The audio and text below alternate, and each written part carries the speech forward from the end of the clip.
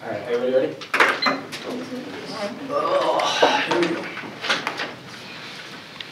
Observation 1 is the framework. The 1 is debate needs to deconstruct stone white privilege. The A is debate and white privilege are both systems involved with the distribution of life chances. Many debaters, scholarships from debate are the difference between graduating and not. Since debate can truly affect our lives, we have the ethical obligation to make sure it doesn't all pull to white. The second argument is we must prioritize proximal impacts because other framing would exclude an examination of whiteness in debate. The A is prioritizing proximal impacts allows us to interrogate our own privilege and how it functions within debate. We no longer have to surrender our agency and imagination to state actors, but instead can create space to interrogate how to create change in our lives and communities. The B arguments of proximal impacts are best because these structural impacts are unreliable and easily manipulated. The warrant is, Brown v. Board of Education said that we're all desegregated now, but there are parts of the Southwest that are literally more segregated now than they ever were during the days of Jim Crow South, showing that structural change isn't permanent. The third argument is that other impact framings make our experiences with oppression incalculable and irrelevant. We as debaters become pawns mobilized by outside interests, often in ways that make us argue against our own experience. The A is that this trains people within debate to normalize privilege because it is implicit to all our theoretical actions. It allows whiteness to function invisibly within our activity. The fourth argument is that our framing makes procedural a secondary question. The A is procedurals exclude common viewpoints and interpretations and are dependent on language standards of privilege and which usually can only be accessed through normative white institutions. The B is that our interpretation of fairness is what best attempts to address social and distributive inequity, which is how we think you should view any procedure that might possibly be wrong. The fifth argument is that the ballot matters. The A is that the ballot not only used to reward arguments, but also be how people perform and engage within debate.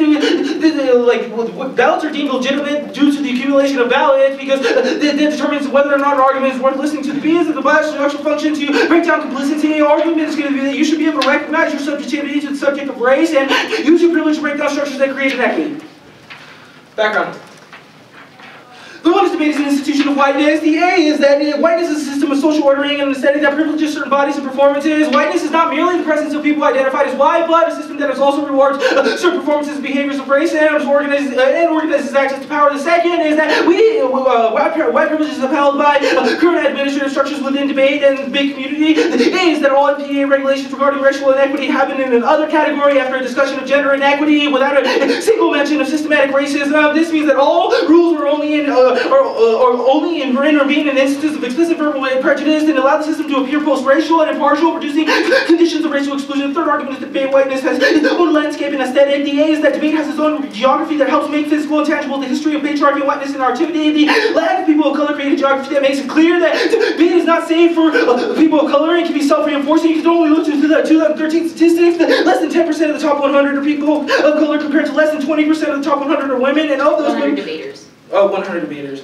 100 debaters in the top 100. And less than four of those women are women of color. This statistic has remained static over the last half decade, showing a problem of exclusion. The fourth argument is we have an obligation to interrogate whiteness in debate. The A is that we as a community have created an training capacity to acknowledge racial inequity. This becomes the job of people of color. Project debaters are both not traditional normative debate, which makes race seem as an abstract and separate to our activity instead of a system that orders the world. The B is that silence about whiteness is not neutral, but a tool to reinforce whiteness. You can see in 2008, New Mexico study said that literally Chicanos and Chicanas thought it was equally racist when teachers didn't respond to racist comments, showing that silence is only another mechanism to perpetuate racism.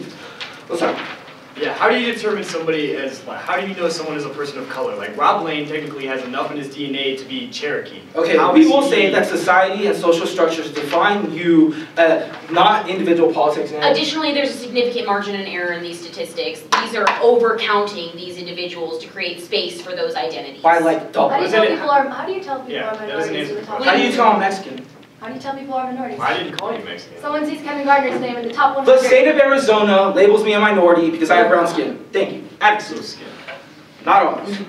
Vote NAURS to endorse our performative interrogation of white privilege within debate and support a reimagination of parliamentary debate that encourages the deconstruction of community inequity. Vote NAURS to endorse our performative interrogation of white privilege within debate and support a reimagination parliamentary debate that encourages the construction of community inequity. So, the one is whiteness is not just about race, but it's also the performance of certain characteristics and identities attached to our cultural ideas of race, right? Like they're asking me, how do you identify? It's through an aesthetic that you are identified through. The example is going to be that these things have functioned over decades. You can see how in Natchez, Mississippi, you can literally take plantation tours that make $1.5 million in 3 weeks, showing the political power of performing race. But the second argument is that by making race explicit, by making explicit the effects of whiteness that has on our bodies, we can denuclearize privilege. Whiteness functions best most effectively when it is allowed to exist without awareness or comment because they function invisibly and determine which bodies are and are not valued. The third argument is we have different relationships to white privilege, which was why we're performing differently. My performance allows me to make the explicit behaviors and aesthetics that encourage debate, expose the behaviors that subvert my identity, elicit performance of marking her body with the way whiteness benefits her, helps stop the neutralization of whiteness, and completes the narrative of post-racialism. The fourth argument is that performing racial identities this way changes the ideas of the static racial categories by showing how whiteness is an aesthetic and a way of ordering the world that can be disrupted and changed. This is key to effective community change, and it recenters the discussion about the presence of people of color, not away from tokenizing attempts to just have more people of color, and actually focusing on the structure that excludes them. The fifth argument is supporting a reimagination of the debate that encourages competitive equity means, one, you create regular space for community discussions about equity. Two is that you shift away from so-called post-racial policies that don't address structural inequity. The third is that you would shift away from putting race on the periphery. Your argument is that not everybody has to be project debaters, but that but how our community deals with race is a prior question because it is making our community unsustainable and excluding certain individuals. Impact.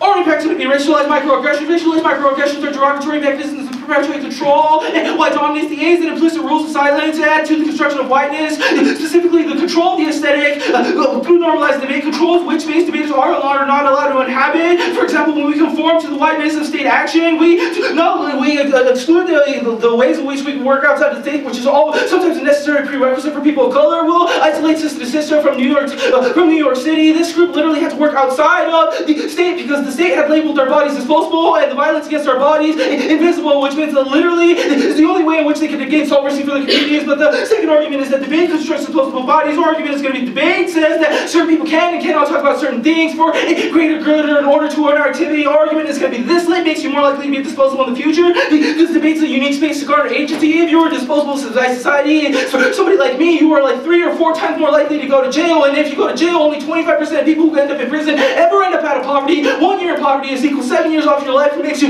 more susceptible to disease. This is incredibly dehumanizing. Reason that's why debate offers life chances. 3 new sheets of paper. What? Actually, 4 new sheets of paper. Oh. Well, okay. 2 new sheets of paper that are separate positions, and then another one. The third paper is just like a case dump, which I think you might need more than 1 piece of paper to fill off of, but yeah, if that makes sense. And then case in order or not? Case to be handled as Yeah, For sure. Okay, so since we're all playing on computers and there's input cells, 3 off and then Yeah. Okay. Mm-hmm. We can have infinite pieces of paper. Yeah, I kind of realized that as a thing. It's okay. I'm just there's not more.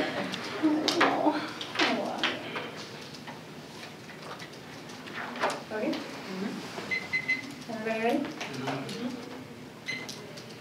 First off, pedagogy. The one argument is that you're reading this for a system that we do not claim to be a part of, and that we haven't done anything wrong. And the evidence to this is that you critique us for something that we haven't done before we even engaged in the debate. The argument is that everything is absolutely discursive. You assign motives and dominating with this. The example of this is your objection to procedurals, and then you run arguments to pure procedurals because you just assume that because we are William Jewell and because we're from the Midwest, we don't know anything about critical literature, so we're just going to run procedural arguments against you. This is horribly bad because this results in stereotyping. Stereotyping is always going to be the epicenter of absolute whiteness because it is stereotyping that actually allows whiteness to continue because it makes you create expectations about other people, which means that we can stereotype him and make expectations about him because he's brown, that he's a Mexican, or that he's illegal, which means that you cause all the impacts, even if this wasn't your intention, it is still the rhetorical impact of what you have said. The second argument is you have a terrible misconception of debate. Actually, no, scratch that. I don't want that argument. The second argument is proxemic impacts are always going to be bad. This is because you make assumptions about everyone in the room about what sort of proxemic impact is close to them. Just because race is close impact to you does not mean that it is a close impact to me. Something that is probably close to me, something that is like class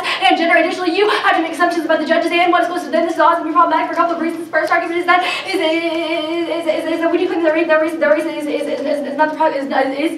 when you claim that race is the proximity impact, it also it goes into the stereotyping impact, but it also causes ignorance of other forms of depression, and the idea that there is more than one form of depression, that whiteness is not the epicenter of all oppression. Additionally, proxemics justifies only caring about yourself and the space around you, which means that we never care about problems which we never care about external problems because they are just not what we can immediately see. This is always going to be bad for progressive policy action. The fourth argument is turn. This means you engage in a rhetoric of humiliation rather than humility, that you try to shame people for whiteness or shame us for participating in the activity within a particular way. This is always going to be bad because this is literally like yelling at a poor person on the street who doesn't understand whiteness just because he might not have had access to any of those arguments. This means that no one is ever going to be able to adapt to your criticism or learn from it. It will also just cause backlash. The fifth argument is that you also remove the discussion of ideology. When we asked you in the point of order what your distinction of whiteness, your answer was I'm brown, and people make assumptions of me because of that. That is always going to be problematic. That is always going to be problematic. First of all, it is problematic because that means that you are looking to skin color, and then you are making assumptions based off of that. This is always going to be problematic. But the second argument is when you talk about the top 100 debaters or the debaters in activity, I have a really hard time believing that you actually know every single debater in the top 100, which means that you are literally doing things like looking at names on a sheet and then making assumptions and judging who is a minority and who is not a minority based on their name. That is such bullshit, because we can give you the example that people will look at Kevin Garner and probably not think that he's Mexican because his last name is Garner. That is literally what you do, which means that even if you claim arguments about how whiteness is a social construct, you start making those, you look at race, you look at the physical color of someone's skin, and then you start your discussion of whiteness, which is the social construction. That is always going to be bad. This is always going to be bad. Not only does it make the disposable bodies, which you're talking about, but it also means that people who do not meet into your distinctions about what is whiteness are never going to feel that they're going to be able to solve for and hold a critique. This is particularly problematic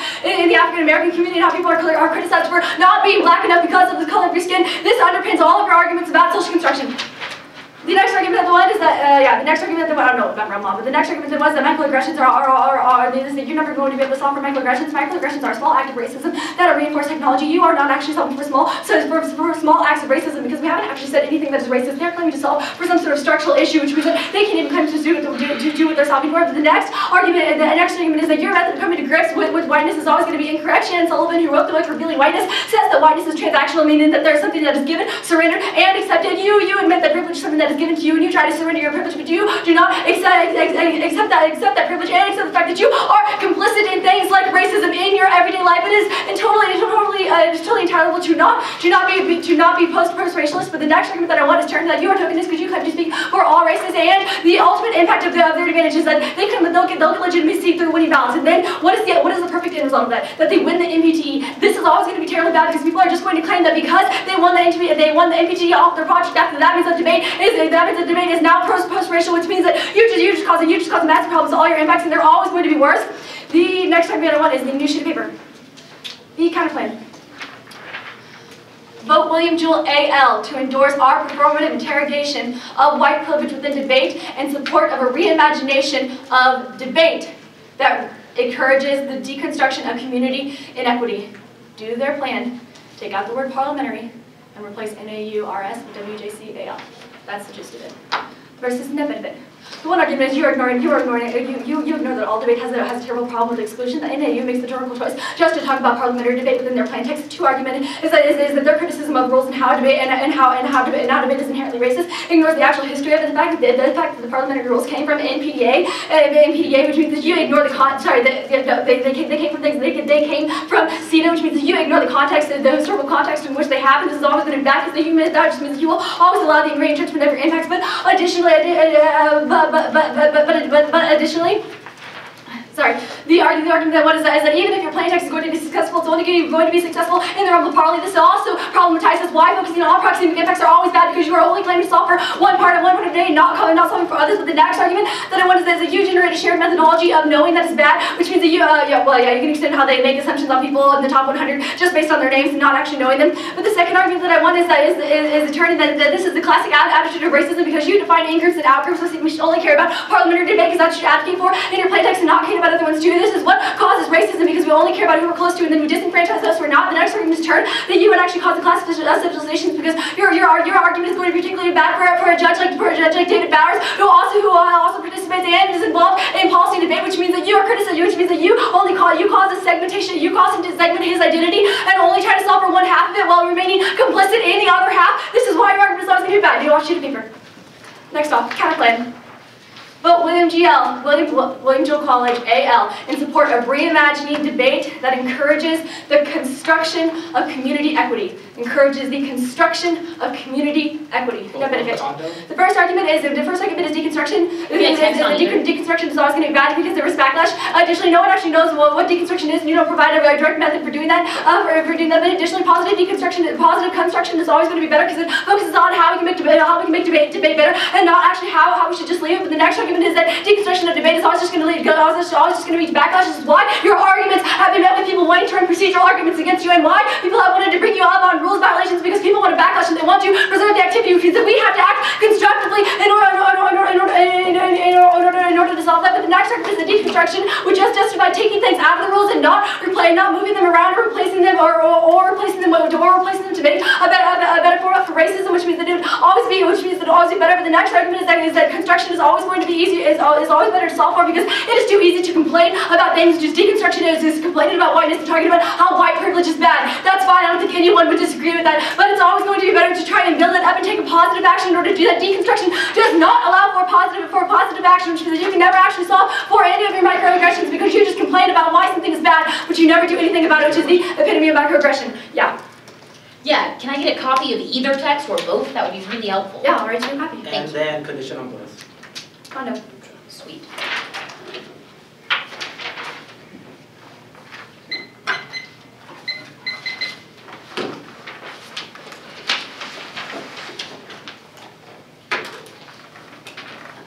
Do y'all mind if I just wait for the text real quick? I can give you the order. That's fine. All right. So I'm going to go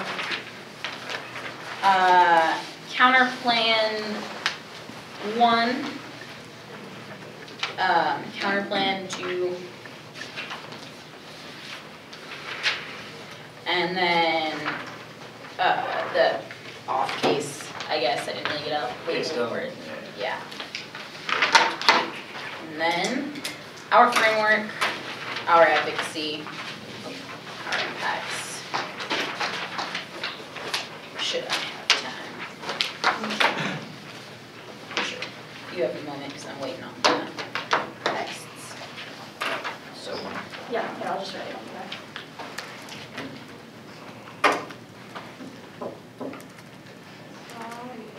No worries. I just want to know what they say before I make answers. Mm-hmm.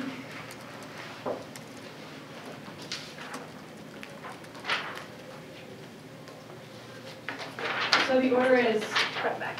Counterplan 1. That's front back. Counterplan 2, case stuff. Yeah, the first one is the reimagining one, I think. The one without Parley. Yeah. And then the second one is the deconstruction arcs. And then the off.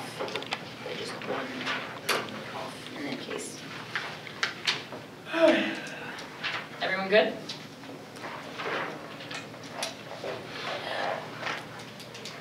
You're going to be voting for NAU State Award, where they have severely mischaracterized our argument and as well as our methodology. I think they are not going to be compelling links to any of the offense they've got in this round. On the counterplan number 1, my first argument here is going to be a permutation to the affirmative argument. It's going to be that we would solve back for the entirety of the propensity to reimagine debate. The only offense here that they have is going to be what not engaging with parliamentary debate is uniquely bad, but more where they can see the entire framework about proximity. That's going to be problematic for a couple of reasons. I want you to go extend those arguments first that we have to deal with proximal impacts. In this instance, proximal impacts are going to be the impacts that we as a parliamentary debate community can immediately affect the things that happen in this round. Those are the most proximal impacts, which is always a reason that we can uniquely affect those things. I do not have access to a policy debate because I don't have enough money to compete in a school for policy debate. Probably a reason that you would link to arguments about privilege. Additionally, our argument is going to be that you would create in a world where you talk about debate, but you only talk about policy debate, which means you are still excluding other forms of debate. You also don't, you also do not provide a clear interpretation of what that would mean, which means we say that we would sell back for the entirety of this. Additionally, what else do you want there?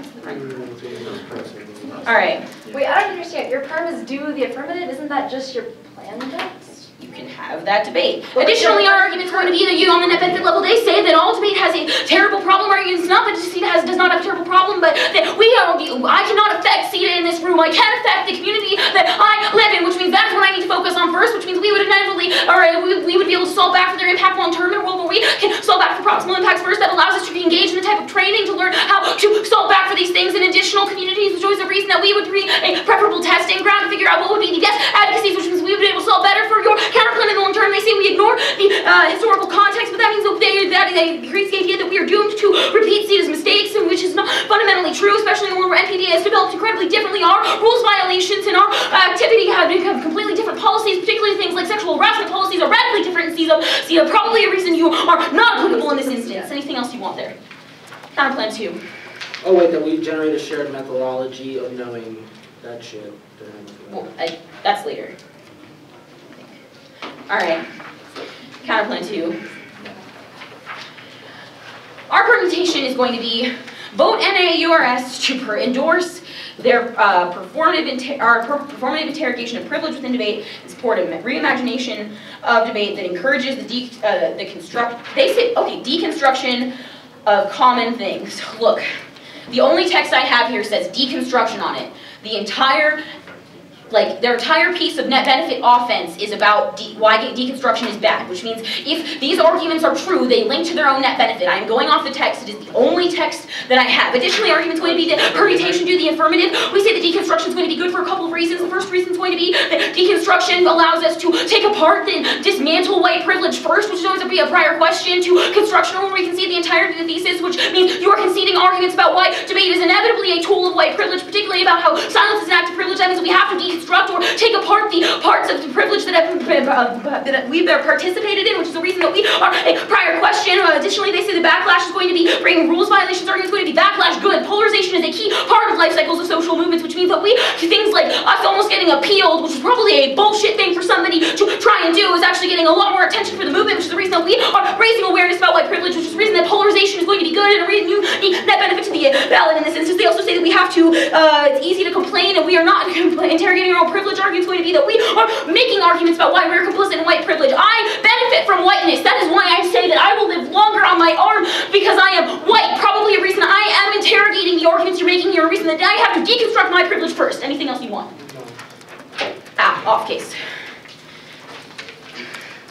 They say that they haven't done anything wrong yet, but our argument is not about y'all. We think it's awesome that y'all are here competing and kicking ass. The problem is about the institution of debate. In a world where they have conceded the entire thesis about why debate is an institution of whiteness and how the NPTE rules have literally created a framework where it is impossible to examine structural racism, that is a reason that we have to interrogate that question first, because it is literally the difference for some individuals between having access to things like college or not going to prison. It is a distribution of life chances, which means it is a prior question to whether or not you have done anything racist. That is our point. But additionally, they say that everything is discursive and we are stereotyping them about procedurals. Look, you are not going to get us on this argument again. The fact is that first we've received procedurals.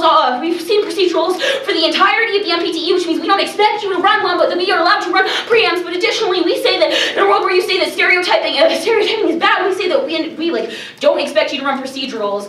I don't know why you keep generating links to this argument. Besides, the position doesn't make your identity. Additionally, we don't say you don't get access to procedurals or anything like that, or demonize procedurals. We simply say this should be a secondary question, probably a reason we aren't stereotyping you, but additionally, we would say that individuals' stereotypes have to be based on, what else do you want here? That just because you're a procedural doesn't mean you're a bad person. We're just saying that position can be exclusionary. Yeah, that's it. You don't provide a reason that those positions aren't exclusionary, which would be the warrant required to vote on this. In a world where they don't provide a warrant about why procedurals are a good thing, that means that even if there is some exclusion, that we're going to be winning the impact debate.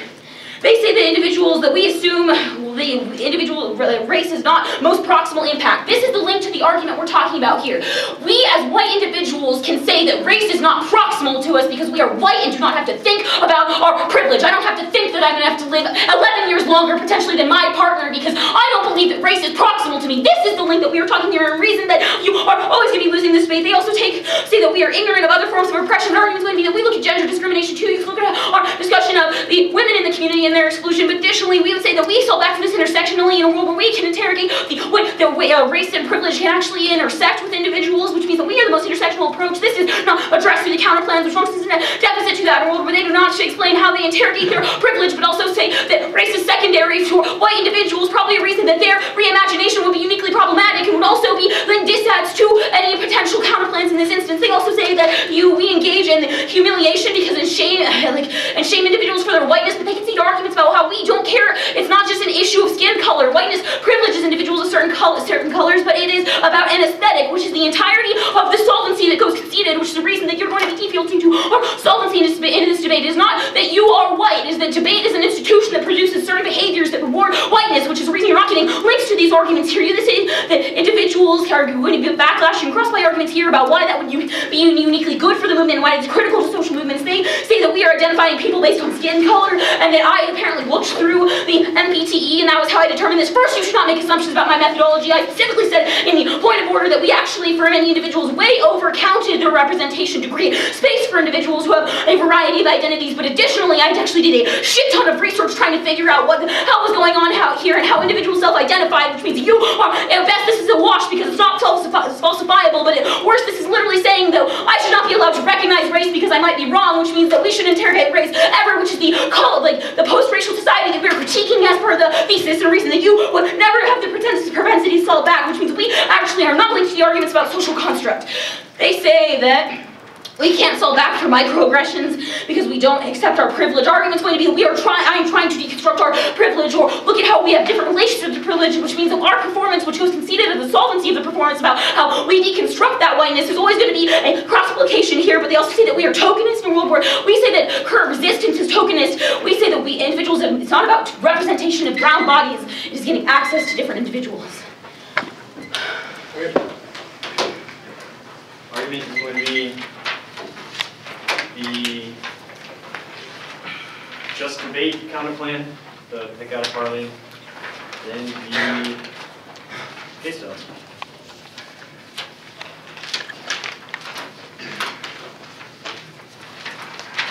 The counterplan on case study? Yep.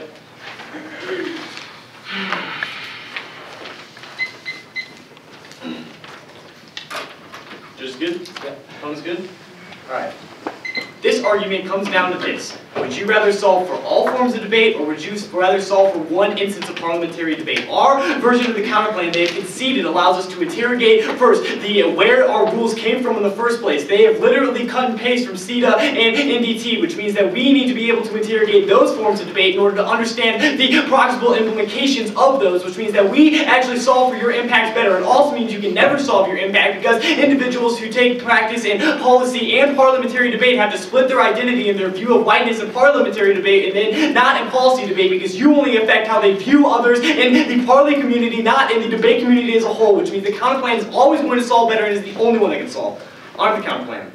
First, they do perm to the aft. First, this is not perm. It literally just says perm to the aft. You can explain all the arguments that I said in my overview as the reasons why they only affect the parley community. They try to say that they're the epicenter, but first of all, this is not true. You still link into the split identity argument. That was our number 6 argument. Additionally, your attempt to perm our counterplan is a rhetorical act of whiteness, because it's you trying to co-opt our own movement in other forms of debate, which means even if you don't go for this permutation, you are still trying to have a rhetorical act of co-opting other people's movements, which is what whiteness apparently does, which means that you link into your own argument by even running this argument. Next, you try to say for proximity arguments. First of all, we have a judge in the round that has policy and parliamentary debate experience and coaches in both of those experiences, which means we are proximitable. Additionally, you consider our number 2 argument that says that this is actually the only way that we can solve for proximity, because this is CETA and NDT is literally where we get our rules from, which means we're the only ones that we can actually solve. Additionally, it is where the sexual harassment came from. We did tons of research because we knew we would probably hit you, which means that, we knew we would probably hit you, which probably means that we are correct on this question. You don't answer this question, you just say we created our own thing. I'll get you at the bottom. Next, you try to say that we exclude parliamentary debate. This is not our argument.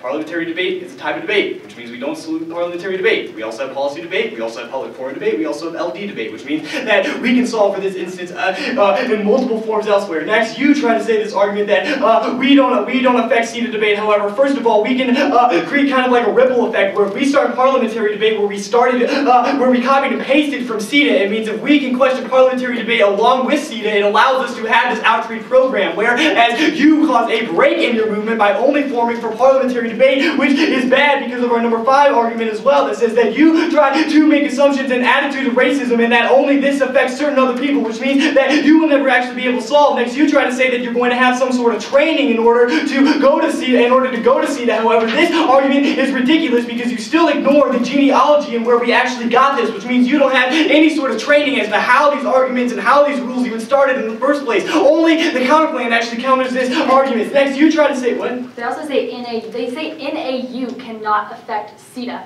Probably means they don't give modeling arguments. Yeah, they also say NAU can't affect CETA, which probably means that only our counterplan is the one that can, because they don't have arguments as to why William Jewell can or why the counterplan can, just reasons why they can't, which is a devastating argument for them. Next, you say that we all of a sudden say that NPTE is key. We literally do NPTE as well, which means we solve all of your arguments, but we don't link into any of our terms. Your question. Yeah, like, so how does CETA see this? How does CETA get access to it? So let me so just so I understand, your argument is we affect other forms through a ripple effect, is your argument. Because we interrogate We'll affect all of them how do you affect simultaneously. other forms? We're going to affect all of them simultaneously because we're talking about all forms of debate. That's why. On the case. If you're not buying the counterplan debate, we are just going to flat out win them on procedural terms. Let's go to that argument there. First of all, they say that they are criticizing the institution, yet they still seem to be criticizing what individuals will do by trying to say that, oh, if they try to run these procedurals, it's always going to be a secondary question, which means that you are trying to criticize something that we haven't done before. You just say that, oh, well, this has been done to us before, but you have no reasons why you can't run these arguments in the MG. The fact that you try to have some sort of preemption means that you assume the type of arguments that we are going to run, that you make assumptions and stereotypes based upon the arguments that William Jewell makes. You've conceded that assumptions and stereotypes are the root cause of whiteness. It's by seeing somebody's color, you make assumptions and stereotypes in their behaviors, which is where all your oppression comes from, which means in the end, when you are also making these assumptions and you are making these terrors, and these stereotypes, it means that you are always going to be linking into your next argument. Next, you try to say that other people did this, which means we should have preempts. First of all, I think the fact that you can just run these arguments in the MG is a reason as to why that's not necessarily true. Additionally, the idea that somebody else did it, thus you might do it too, is where stereotype comes. If somebody got robbed by somebody of a person of color, and then they saw another person of color, they would say, I'm going to run away because somebody similar to them did the exact same thing. Seems to be extremely stereotyped. It's super racist, which is what they link into. They just try to say, oh, we're not saying procedurals are bad. We're not saying answering procedurals is a bad thing. It's the preemption of making assumptions on the arguments that we are going to run is the bad thing, which is devastating because that means you perpetuate the same type of whiteness and privilege that you yourself are criticizing. And extend across the NG argument which they dropped was that even if that wasn't their intention, that also you can extend a number of RB argument on the impact that says that even if that wasn't your intention, it's still the idea of that's what it is. When somebody is, when somebody stereotypes somebody else, they're probably not intending to do something that's super bad, but that is the end result is still an oppression and a mindset that they are lesser, which means you are never going to win this round. Next, the only argument I need is tokenism. She literally just says... Answer her arguments on proxemics where she says we make assumptions about her. Oh yeah. Talk about how that was addressed in the point of order when he said... We are not making assumptions about how you like search the NDT or how you try to do these searches. The only reason why we ran this argument is because your answer to the point of information. We're not making assumptions about your research. We are making claims based off of your point of information. We didn't realize you were doing all this research. Additionally, you can extend where she says at best is the wash. It means it's a wash, meaning that this argument doesn't matter anymore. On to the number 9. This argument will also win us.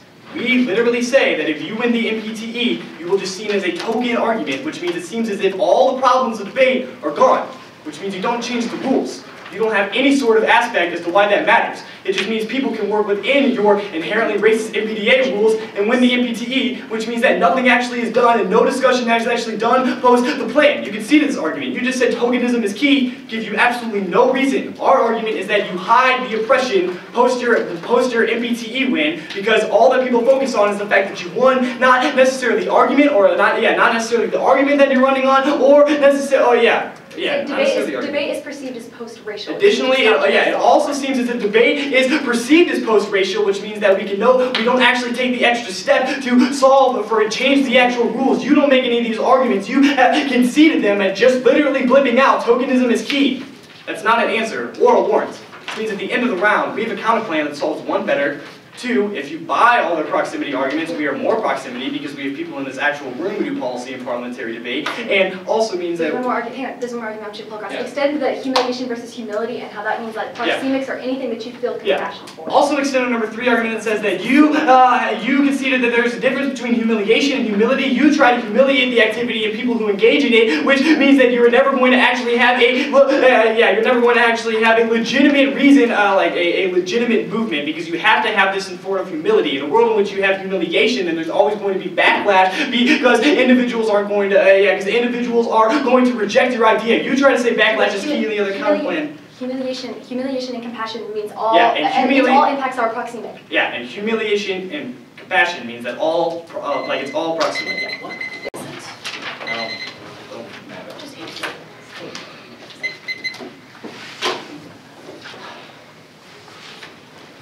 Counterplan,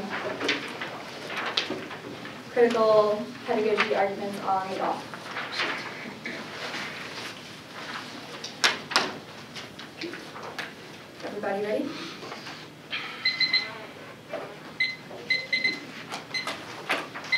This will be a very easy decision for William Jewell. We have a counterplan that literally solves for the entirety of the affirmative. Their only argument against it was their arguments about proxemics. But I will get to that later as to why those arguments are silly and as to why those arguments do not necessarily mean that the counterplan cannot solve as well. Additionally, even if you do not look to the counterplan, they ignore in our arguments our very first argument about how they make assumptions based on how we are going to act by running the procedural preempt. Additionally, we will also win the tokenism argument because she gets to it with only about 10 seconds left, which means that she doesn't answer how even if the best case scenario that they keep winning and win the NPTE will still be a bad idea off of this argument because it will just claim that debate is post-racial and no longer try to solve for impacts. Counterplan.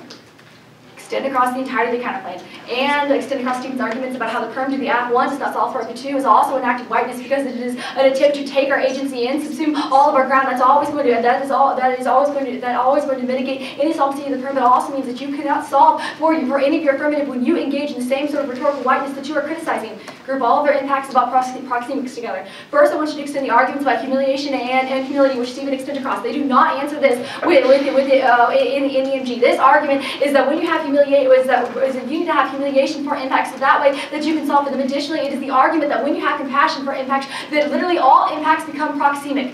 But additionally, I want the third argument on here is that proxemics just means whatever impact you feel is closest, which means that there can be multiple ones of those, which means that we can solve for these, whatever is proxemic within parliamentary, but also whatever is proxemic within the rest of debate, because it is just what we feel is close to us, which means that people like David Bowers can solve for both like racism and whiteness in parliamentary and solve for it in parley, because those two are because the impact of that is proxemic to him in both instances. Additionally, you do not answer the argument about the historical context. You just say it's not true because parley has developed differently. Just because the parley has developed differently does not mean that the specific rule which you're criticizing, the rule about how race is a subsect of sexual harassment, came directly from the rules from CETA, which means that you have to be able to interrogate history to stop it from happening. Additionally, you have to interrogate that to understand why these issues are now proxemic. You cannot even understand why that rule is a proxemic impact to you when you don't know where it came from or how you should address it, which means that you can never solve for it. They do not indict the solvency at all. They just say there might be a time frame deficit because it's good to solve for like one impact first. But when they concede we can solve for all the time simultaneously, none of that matters. Critical pedagogy arguments. I want the argument of the preempts. They do not answer it. They just say we expect procedural arguments and that we're not demonizing procedural arguments or that we just expect you to run them. This argument is the idea that they predicted that we would run a certain argument and then win preempts against it. Our argument is that that is bad because they are making assumptions about how we will engage the round because we are from William Jewell, because we're from a Midwest school, because we're not a typical KT. Even if that wasn't their intention, that is the rhetorical impact of their arguments. Just like even if debate isn't racist, there are still racist implications of rhetorical arguments, which means that you can never solve for it because you can see that stereotyping is the internal link to whiteness. When you can make assumptions about people based on who they are, or where they're from, or the color of their skin, and then judge them accordingly, which means that you don't answer this argument. It's not a question question of whether or not procedurals are good or bad. It's just a question of whether or not you should make assumptions about what arguments we're going to run before we do it. There's literally no reason why you couldn't have just put all of those answers in the MG had we run a procedural. You made the rhetorical choice to make this a debate about assumptions. Tokenism argument. They do not answer this. The best case scenario is that they get all the way to the NPTE, all the way to the finals round, and solve, and the debate is perceived as post-racial, which means we stop trying to solve the impacts, and all of them get masked and pushed to the periphery and never get solved. There is not a single piece of NG ink on this sheet of paper. Counterplan solves for everything. Their rhetorical devices have terrible implications for things like sexism and whiteness, and at best they are just tokenist, and everything gets made worse after they win. Counterplan. Perm, counterplan, critical pedagogy, framework, advocacy, impacts.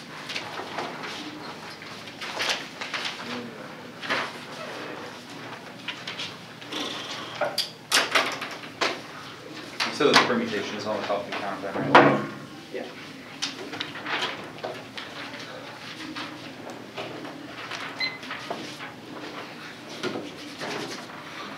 Everybody ready? Even if Perm do the app is still technically doing the app, NAU is winning this round for a few reasons. One is that even if you can now affect policy debate, and even if you did, you would replicate the exclusion because there are certain teams and certain people who don't have access to that, which means it's not proximal. The second is that you dropped an argument that in a world where you say that race isn't proximal to certain people is exactly how whiteness replicates itself. If you are white, you don't have to think about race, which is a net deficit to the counterplan, and the reason why you vote for the affirmative. Counterplan now, or permutation.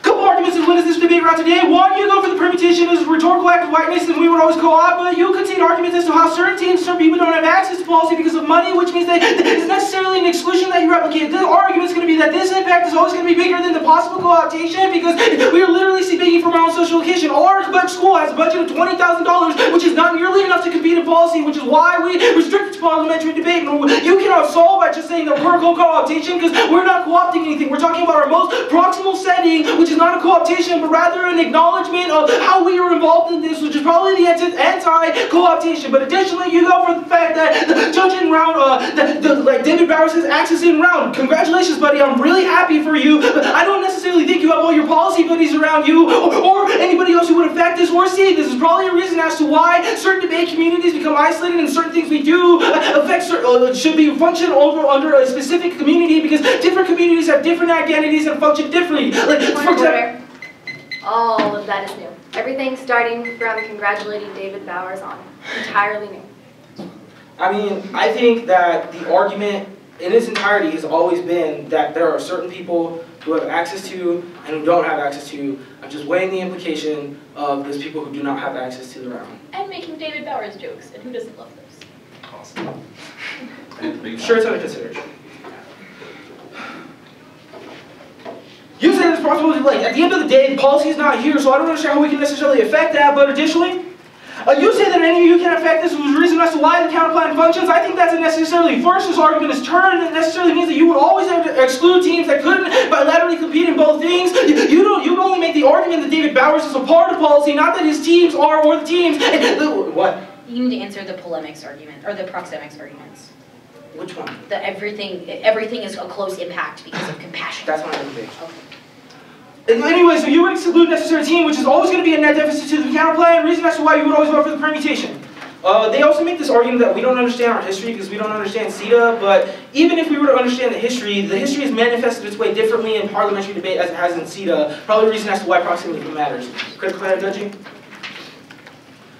First argument you go for hard is that we necessarily stereotype you into procedurals. There's a few reasons why you're not going to win this argument this time. You will concede the fact that you don't have a warrant as to why procedurals are good, which is a necessary prerequisite as to the stereotyping argument. We say that procedurals exclude people because they're based on high forms of privilege and elite education. It's not an indictment of you, but rather the system of the procedurals. And you could have made arguments as to why your procedurals aren't that way, but you didn't. You just said we stereotyped you. We didn't stereotype anything, which is merely addressed how procedurals are framed and what most often they are used for. In the world where that, we also isolate that procedurals are an extension of whiteness, and we've been critiquing whiteness the entire time, which is the reason why we get access to the preempt. It is not about you, it is about the structure. There's a reason as to why the preempt is not an attack on you or a stereotype on you, but rather an indictment of the structure as a whole. Additionally, you make the the argument, you can see the argument that when in a world where you say that nothing is proximal, that you necessarily act, that is the definition of whiteness. White people don't have to think about race, right? It can always be a secondary question, which is a net deficit to the counterplan, which goes cold conceded, but